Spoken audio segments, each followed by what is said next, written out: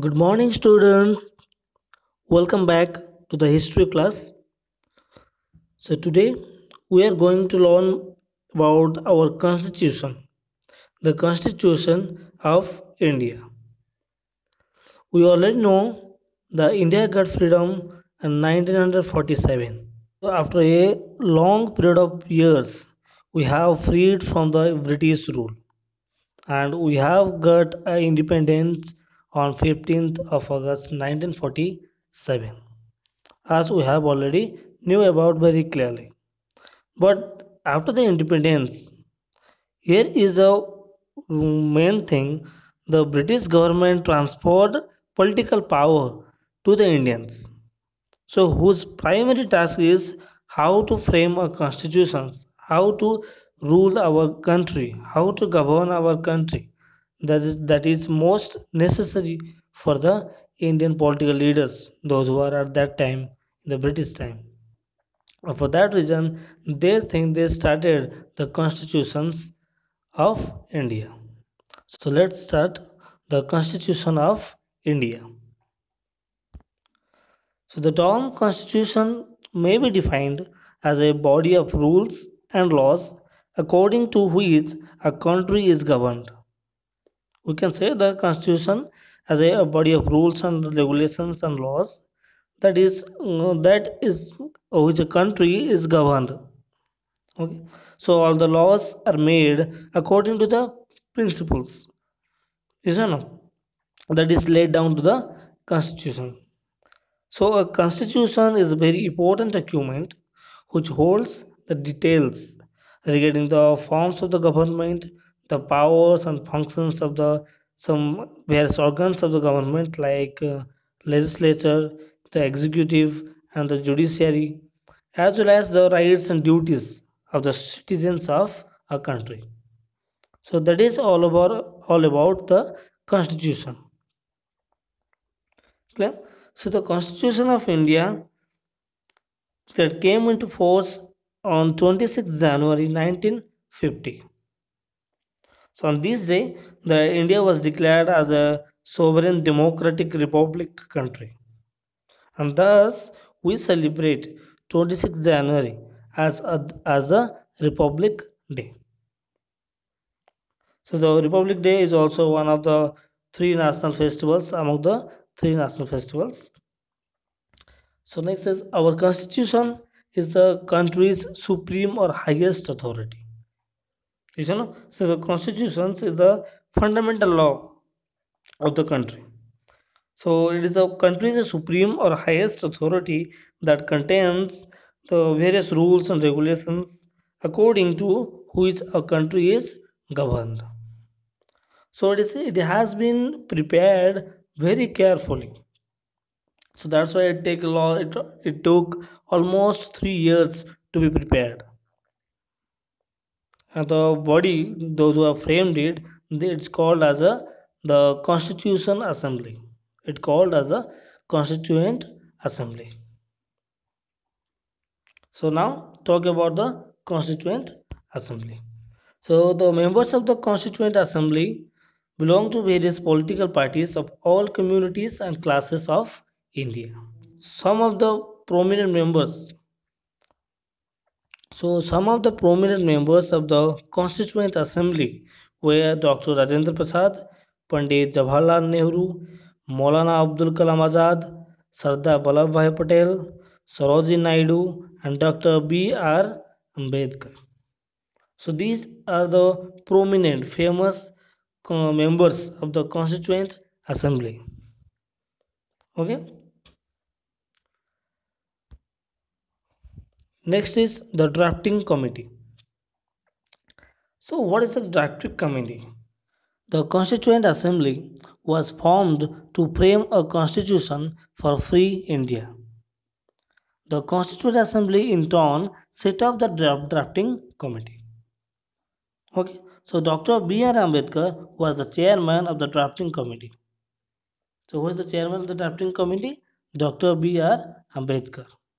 He, along with all the other members of the committee, were supposed to prepare a draft of our constitution. So how do they prepare?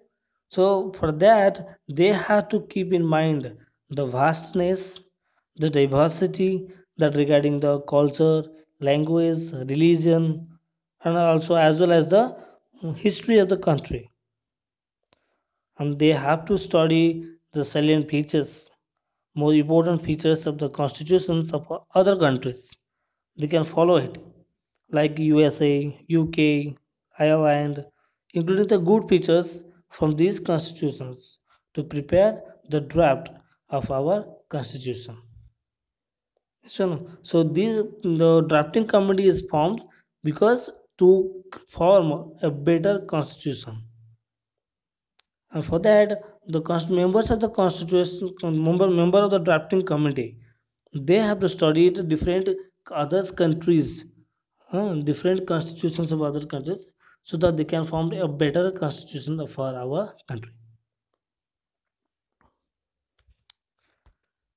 Then the adoption of our constitution.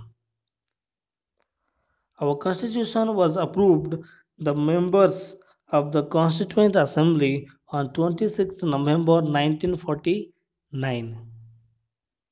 Okay, so constitution is approved was approved by the Constituent Assembly on 26 November 1949, but it commenced from the it came to force into on 26 January 1950, means after 2 months. Okay, so it almost took 2 years, 11 months, and 17 days to prepare our constitution. And it had 395 articles and 8 schedules. Look how long it is. And interestingly, the chairman of Constituent Assembly, Dr. Rajendra Prasad, became the first president of India, and Pandit Jawaharlal Nehru became the first prime minister of our country. So those are the prominent political leaders. Those who have gave their most of the best to the country. So they get also a great position in our the freedom India.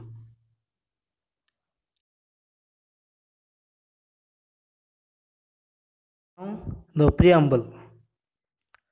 So our constitution begins with the preamble. The preamble is a very important part of our constitution, just like it is a short introduction to the constitution.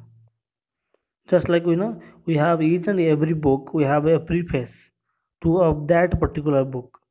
The same way, preamble is the preface of the constitution.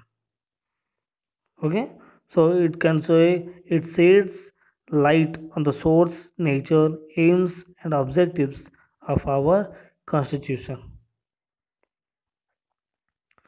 So it is noteworthy that the preamble is non-justiciable. Okay, so preamble is non-justiciable. That means it cannot be enforced in a court of law. Okay, we cannot go to the court of law seeking help if some of the objectives mentioned in our preamble are not fulfilled. Okay, we cannot give a complaint against the preamble in any court. So the preamble begins with the words "We, the people of India." This implies that the people of India are the source of our constitution. Okay, so they give importance. The people are the most important source of our constitution. The preamble defines the Indian state as a sovereign, secular, democratic republic. So let's talk about know something about more the what does it is sovereign, secular, democratic republic. Clear? So sovereign means the free from foreign power. Free from foreign power. It means India, just like India is an independent nation. So and no other country can interfere in her internal or external affairs. That is the sovereign power. So India got the sovereign power. That means no other countries, no foreign countries can be interfere in our affair. Whether it is internal within the India, within the country, or outside the country. But no other country would be allowed to interfere with the matter. Then socialist. So we can say socialist the word that added in the preamble in 1976. Okay, so the preamble of India after the 42nd Amendment Act of 1976 that declares that India as a socialist state. So, what is the purpose of this? To provide equal opportunities to all citizens of the country in all fields and eliminate and abolish inequality regarding the income and status. So his own only motto is that to give a equal opportunity to all citizens of our country. Clear? Next, secular. So like that the socialist word secular too also was added in the preamble. So you can call that our preamble declares that India is a secular state. So that means the Indian state that does not support any particular religion. Sorry, it's a religion. It's not religion. It's a religion. Okay, doesn't support any particular religion. Then democratic. So the preamble states that so India is a democratic state. Just like democracy is a form of government wherein the people reign supreme. So where the democracy is just like a government where the all the power is totally belong to the people of that country. Okay. So this means the supreme power lies in the people collectively. Abhishek, so it is the result that all the power, all the supreme power that lies within the people. And at last, republic. Our preamble declares that to be a republic. Our country became a republic in 1950. So, in a republic, the president is the head of the country and is indirectly elected by the people for a fixed term, just like 5 years. We have election, we have all the government powers for 5 years. So, it's like the president is the head of the country and is indirectly elected by people. So you can say apart from whatever we have just studied, the preamble contains some more other important words just like justice, liberty, equality, and fraternity. Okay, so these are the most important words that our constitution, our preamble holds very tightly, means very strongly.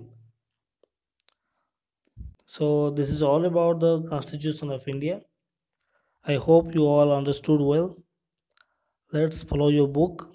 And if you have any doubt, you can ask me. Till then, see you. Take care. Bye bye.